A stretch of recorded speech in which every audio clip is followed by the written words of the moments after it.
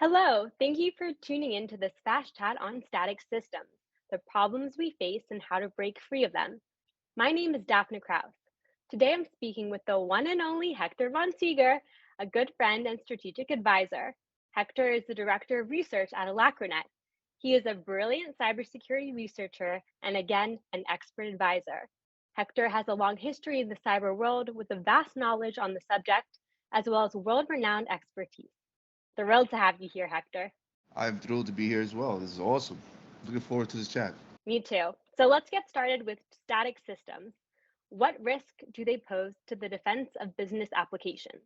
Well, it's a great question, right? So if we're talking about like static analysis, and that's really the topic, right? When we're looking at static analysis systems, or systems that rely on, let's say, a static, rule sets or strings, signatures, um, anything that'll trigger an event, right?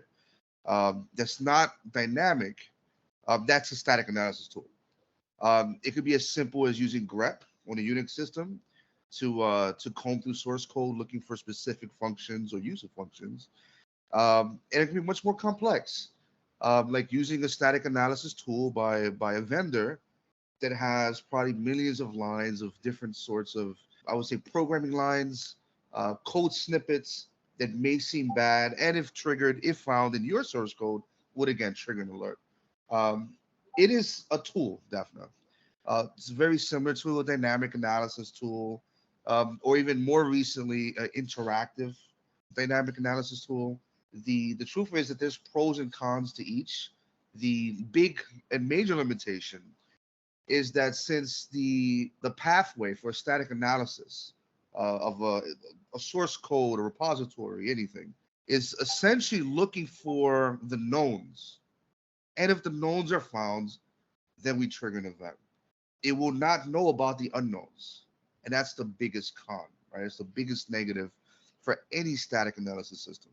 So, you were able to see a demo of Rampart in action and even check out the Rampart cyber range firsthand. How is this application solution different from a more traditional static system like you just talked about? Yeah, no, it was fun. It was fun for a security enthusiast and practitioner. It was fun to see because I love when teams and researchers come up with new ideas, or they're taking ideas that have been used before and using them in a way that makes sense. When I got to see how Rampart AI did in his cyber range, I was very impressed because I mean it works very much like an interactive agent. It's able to identify anomalies on the fly, right? It doesn't rely on a database of strings or signatures to help trigger an event. And that's really the differentiator. Where it's a comparison of oranges and apples, right? You have one system that's static, and you have another system that's interactive. And I would say that's the big positive for Rampart over other systems that are static for sure. What do you think is like the biggest vulnerability businesses are facing now? But I think the biggest problem, and this goes beyond a single vulnerability, Daphne, right? Is a lot of companies they don't have a solid like DevOps environment in place or policies in place. A lot of organizations that I've seen that I've done pen testing for don't even have like a DevOps security engineer or a DevOps security manager. I've seen those in the big boy companies, right? Those billion-dollar companies that we all know and love.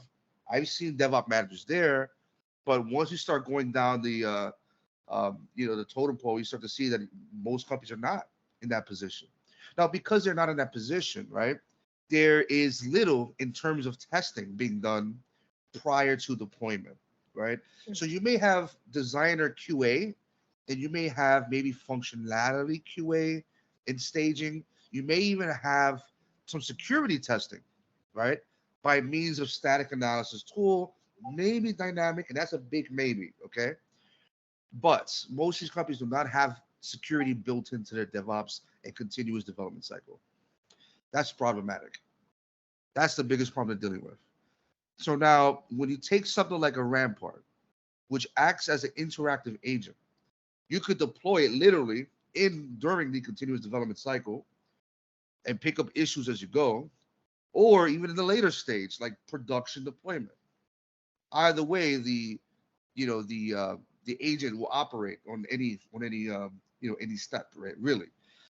So that's my opinion on how I feel web app, or I would say providers, companies that are developing web apps, that kind of where they at, what they're dealing with, what their biggest issue is.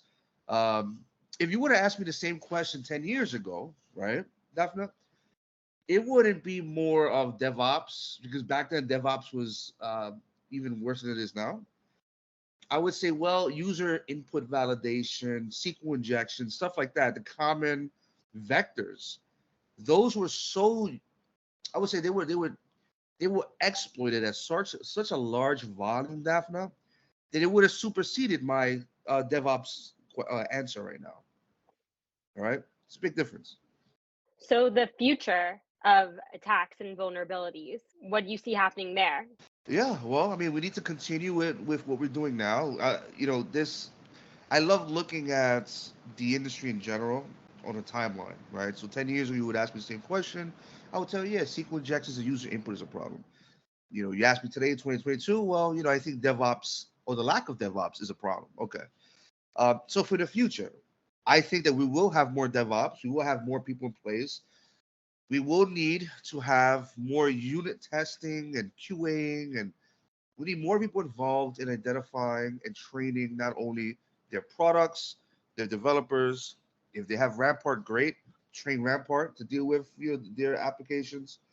Um, but we really don't know how bad it's going to be 10 years from now because I know that some companies want to completely remove passwords.